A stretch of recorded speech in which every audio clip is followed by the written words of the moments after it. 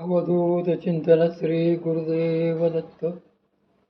माझ्या सर्व साधक बंधू भगिनींनो, आपण वामनराज प्रकाशन पुणे या श्रीपाद सेवा मंडळाची जी पुस्तकं आहेत ती वाचत घेतो.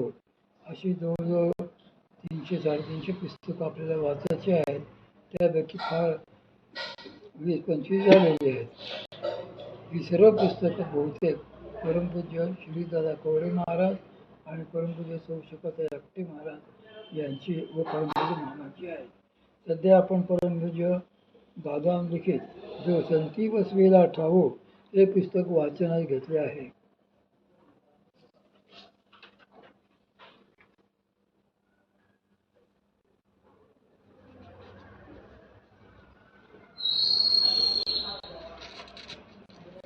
त्यातलं काल आपण साधनेचे वैशिष्ट्य सांगितले. आता अभ्यास म्हणजे काय हे आपण याचे समजून घ्यायला पाहिजे.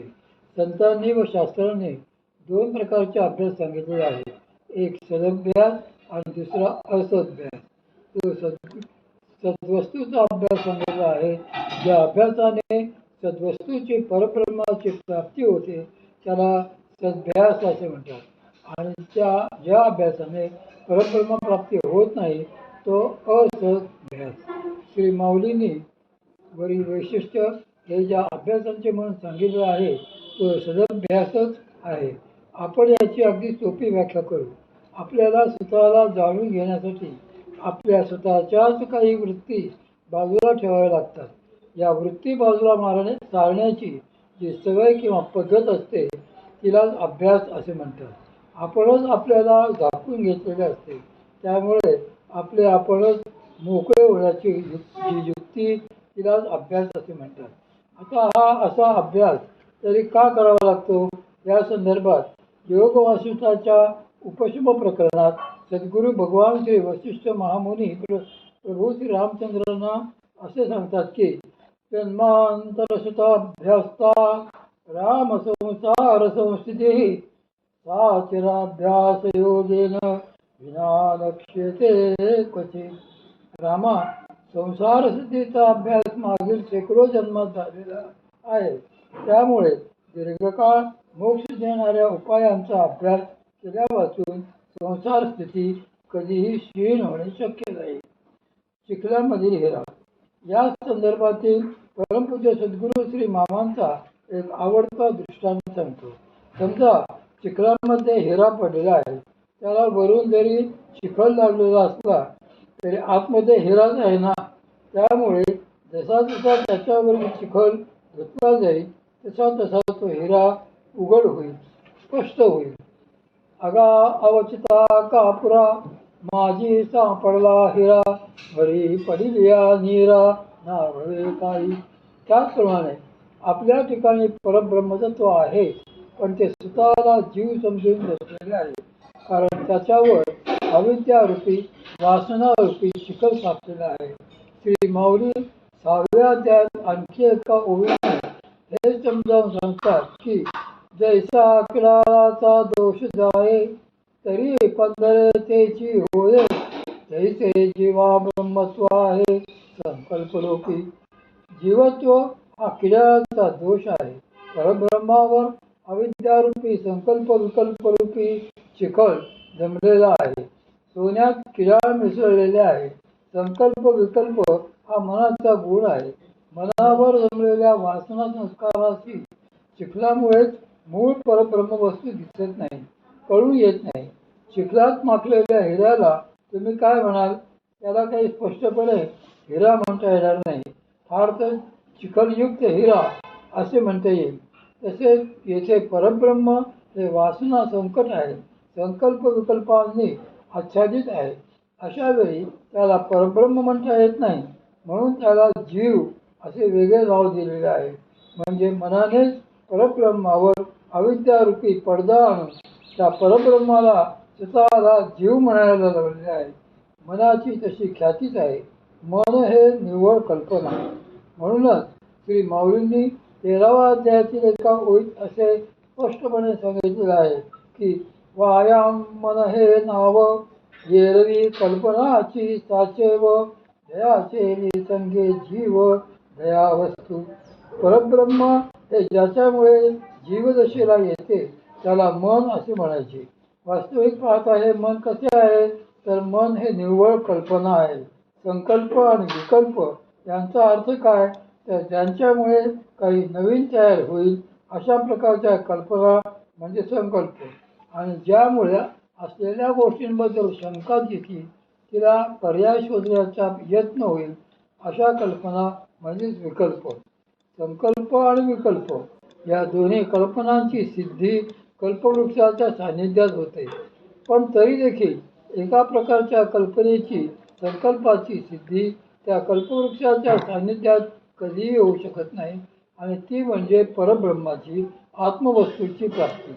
त्याचप्रमाणे मी ब्रह्म आहे का जीव का आणखी काही या विकल्पाचाही सिद्धीही तेथेच होत असते. हे संकल्प विकल्प तेथे व्यर्थ ठरतात. मात्र अशा संकल्प विकल्पांची कल्पनांची सिद्धी देखील श्री सद्गुरूंच्या चरणी आश्रय घेतल्याने होते. म्हणूनच त्यांना कल्पवृक्ष असेही म्हटले जाते. श्री माऊलींनी सद्गुरूंना कल्पवृक्ष म्हणताना त्यामागे एक विशेषणही जोडलेले आहे. ते म्हणजे अकल्पना कल्पतरो. सर्वसामान्य स्वर्गीय कल्पतरू संकल्प विकल्पाने आश्रितांच्या मनात जे येते ते देतात. पण संकल्प विकल्पाच्या पलीकडची आत्मवस्तू परब्रह्म वस्तू देणारे केवळ सद्गुरूच असतात. आपल्याला जिची कल्पना करता येणार नाही अशी मूळ वस्तू ते करुणाकृपेने देत असतात. मनाचे संकल्प विकल्प आणि आपल्या पूर्वकर्मानुसार आपल्याला होणारी बुद्धी जर आपण समजू शकलो तर आपण त्यांच्यामुळे कर्मामध्येच पुन्हा पुन्हा असे गुरफटतो. कसे फसतो हे समजायला वेळ लागत नाही. परमपूज्य सद्गुरू श्री मामा या संदर्भात एक फार बहारीची गोष्ट सांगत असतात. कल्पवृक्ष आणि वाटसरू. एक वाटसरू होता. तो एकटाच रानाच्या वाटेने निघाला होता. बरेच अंतर चालल्यानंतर तो खूप थकला आणि एका वृक्षाखाली चांगली सावली पाहून तिथे विश्रांती करता अक्षरशः आडवा पडला. थोडी विश्रांती झाल्यावर तो जरा ताजतवाना झाला व उठून बसला. त्यावेळी त्याच्या मनात असा विचार आला की आपल्याला इथे पाणी प्यायला मिळाले असते तर फार बरे झाले असते. आपल्याला योगायोगाने तो ज्या वृक्षाखाली बसलेला होता तो एक कल्पवृक्ष होता. त्या वृक्षदेवतेने वाटसरूच्या या विचाराला संकल्पाला त्वरित सिद्धी दिली आणि लागली जवळून गोड थंड पाण्याचा झरा व्हायला लागला. ते पाणी पिऊन हा संतुष्ट झाला आणि परत झाडाखाली येऊन बसला. मग त्याचे डोके काम करू लागले व त्याच्या मनात पुन्हा असा विचार आला की फार भूक लागली आहे. यावेळी जर सुग्रास अशी पंचपक्वान्ने भोजनासाठी मिळाली असती तर फार बरे झाले असते. तो असा विचार करतो न करतो तोच कल्पवृक्षाच्या कृपेने पंचपक्वान्नांनी भरलेले ताट त्याच्यासमोर प्रगट झाले. पोटभर यथेच्छ जेवून तो तृप्त झाला. भरपेट जेवल्यामुळे मग त्याला झोप येऊ लागली. त्याच वेळी त्याच्या मनात आले की इथे जर झोपायला छानशी गादी असती तर फार बरे झाले असते. लगेच तेथे गादी उशी पांघरायला शाल असे सगळे काही आले. तो अंगावर शाल पांघरून डोक्याखाली उशी घेऊन मस्तपैकी गादीवर आडवा झाला आणि दुसऱ्याच क्षणी त्याच्या मनात असा विचार आला की मी मनात जे जे आणीन त्याप्रमाणे लागलीच त्याच्या गोष्टी इथे हजर होत आहेत. ही भुचटकी तर नव्हे ना.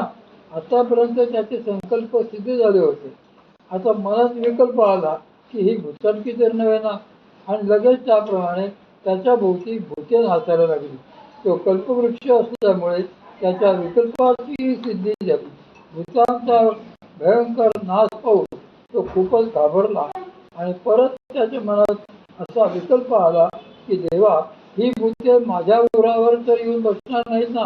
आणि त्याच वर्षी ती भूते लगेच त्याच्या उरावर येऊन बसली व त्याचा गळा आवळू लागली. कल्पवृक्षाखाली केलेल्या संकल्प विकल्पांची तशी फळे मिळत असतात. तसा इथे खरा कल्पवृक्ष कोणता आहे तर परमात्मा हा खरा कल्पवृक्ष आहे आणि आपल्या ठिकाणी तो जीवरूपाने नांदतो आहे. त्याचे एक वैशिष्ट्य असे आहे की तो प्रत्येक संकल्प विकल्प आला तथास्तु म्हणत असतो. आतून तो आशीर्वाद देत असतो. म्हणूनच पुढे प्रारब्ध कर्मानुसार वस्तूंची सिद्धी होत असते. जेव्हा तो जीव शुद्ध आत्मस्वरूपाला प्राप्त होतो तेव्हा साधकाला त्याचा साक्षात्कार होतो आणि त्यानंतर साधक जे जे इच्छेत जे जे बोलेल